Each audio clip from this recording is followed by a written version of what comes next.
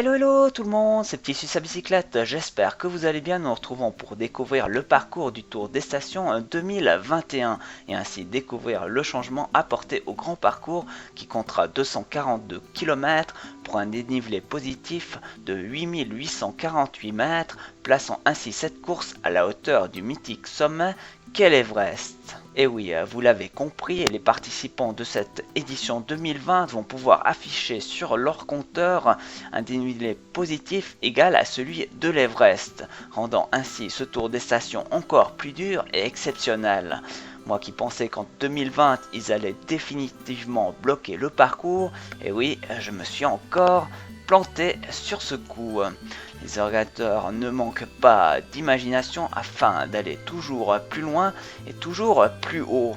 Et à la fin de cette vidéo, je vais même prendre un risque et vous dévoiler comment il est encore possible de rendre ce parcours encore plus dur et ainsi d'aller encore plus haut que l'Everest.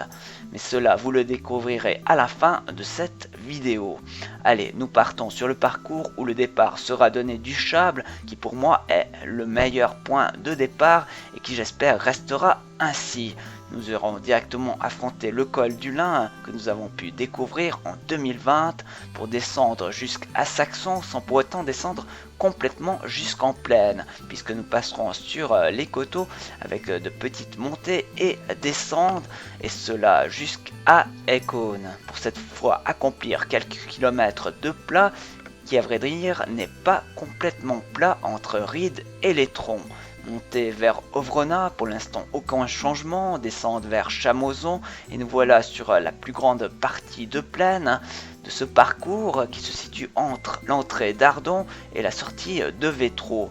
Nous passerons dans les vignes pour nous rendre au bourg et c'est bien là que le parcours va complètement changer. Nous allons cette fois faire la montée vers l'église de Saint-Séverin au lieu de descendre comme les années précédentes. Ainsi nous allons affronter une montée avec des passages à 17% et plus. Heureusement, elle n'est pas trop longue. Nous irons chercher Saint-Cygne, puis Erde et emprunter la route du Sanetch. Cette fois, au lieu de remonter vers Chandelin, nous y descendrons. Vous l'aurez compris, la montée dans les vignes vers Chandelin est bien entendu supprimée. Arrivés vers Chandelin, nous prendrons la direction des Mayens de l'Azour, une montée avec quelques difficultés que je vous ferai bien sûr découvrir dans une future vidéo.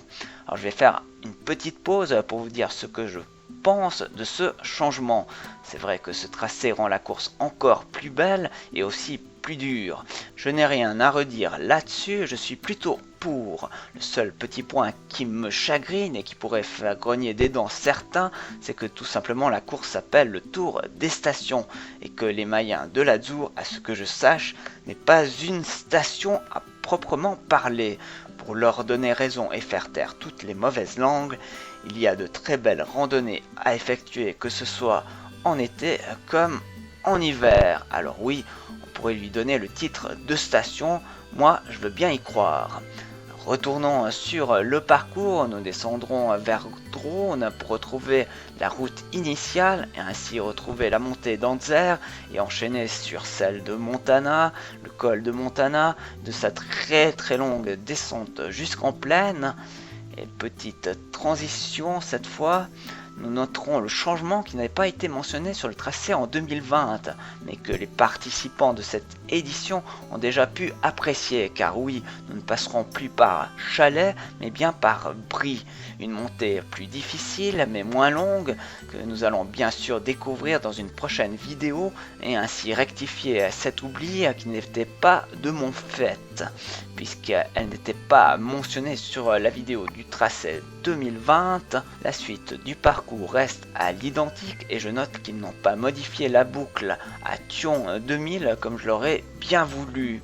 Avec tous ces changements apportés au parcours depuis ses débuts, je me sens obligé de faire une toute nouvelle playlist et ainsi en cliquant dessus vous allez pouvoir découvrir le parcours entier de ce tour des stations The Everest.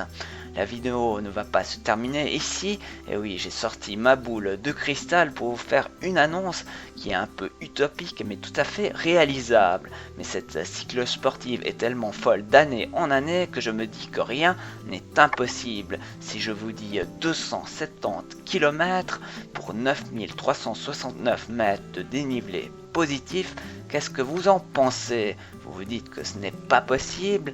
Eh bien si, c'est encore possible d'aller encore plus haut et toujours plus loin. Et je crois que nous allons atteindre ici les limites de cette cyclo du Tour des Stations.